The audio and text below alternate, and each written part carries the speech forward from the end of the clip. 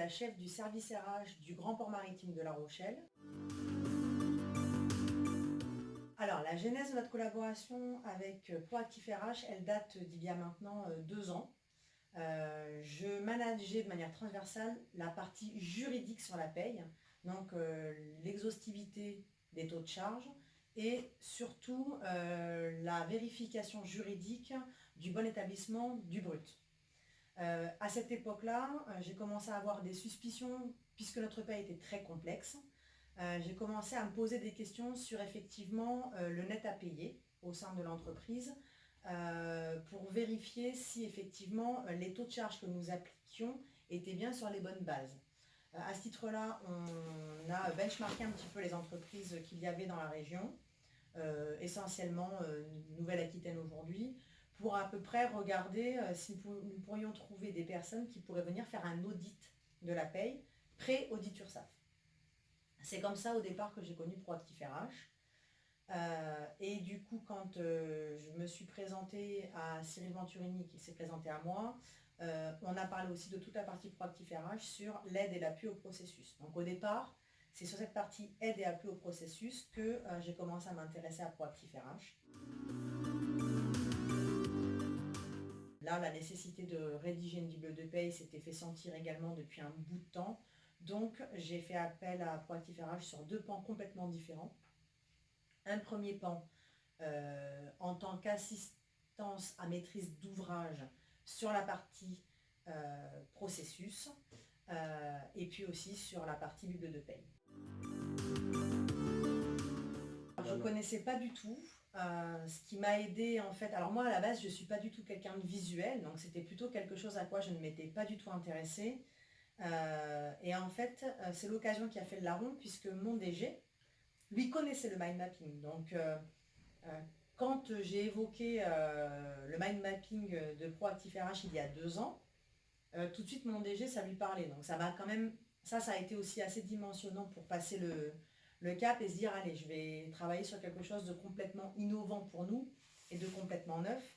Ça avait le mérite aussi que je sais que moi j'ai un fonctionnement très peu visuel, mais je sais que je ne suis pas dans la norme non plus. Donc je ne pouvais pas faire de moi le prisme de ma future bible de paye. Il fallait que ce soit quelque chose qui parle à une majorité de personnes, puisque l'objectif de la bible de paye, c'est elle, qui est en mind mapping essentiellement dans la minutie, puisque les processus en map, ça parle déjà un peu plus à tout le monde. Mais vraiment, la bible de paye en map, c'est assez innovant. Et l'avantage de cette bible de paye en map, c'est qu'elle pourra parler de manière visuelle à des personnes qui seront novices au port. Donc pour moi, c'est l'avantage vraiment principal que j'y vois. On chemine, on a une bulle, cette bulle on la raccorde à un commentaire, on la raccorde à des rubriques, on la raccorde à un tuto. Et ça effectivement c'est des choses qui me paraissent assez pertinentes si demain quelqu'un intègre le port pour reprendre au pied levé, par exemple un cheminement paye et une édition du bulletin de paye. Il y a la gestionnaire paye, qui elle est la personne qui est aujourd'hui la personne clé sur l'édition du bulletin de paye.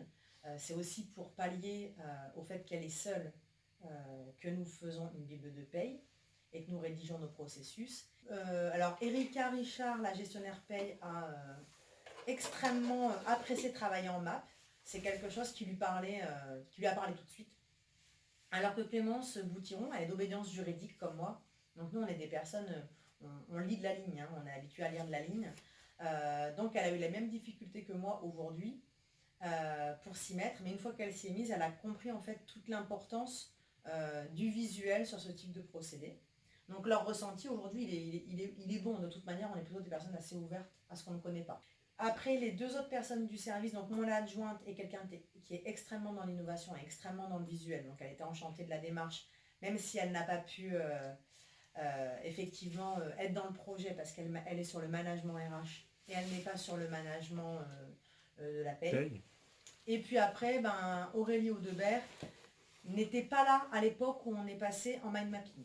Donc c'est une personne à qui j'ai pas demandé son avis finalement en fait sur l'intérêt du mind mapping et qui est rentrée dedans de manière simple, comme si c'était normal en fait. D'accord. Voilà.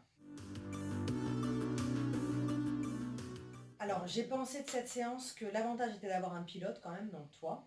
Ça amène quand même une tierce personne et quand on est dans quelque chose d'innovant, c'est à mon sens assez indispensable pour présenter à des membres de direction, de co-directeur, peu importe. Ce que j'ai pensé de cette présentation, c'est qu'effectivement, ce support, il est tellement visuel qu'il permet finalement de s'attacher à l'essentiel et il permet directement aux personnes de se projeter dans le processus et de poser des questions entre guillemets pertinentes, puisque c'est quelque chose qui va mettre en exergue le manque ou le trou dans le processus, ce qui n'est pas forcément visible sur quelque chose qui serait rédigé de manière classique.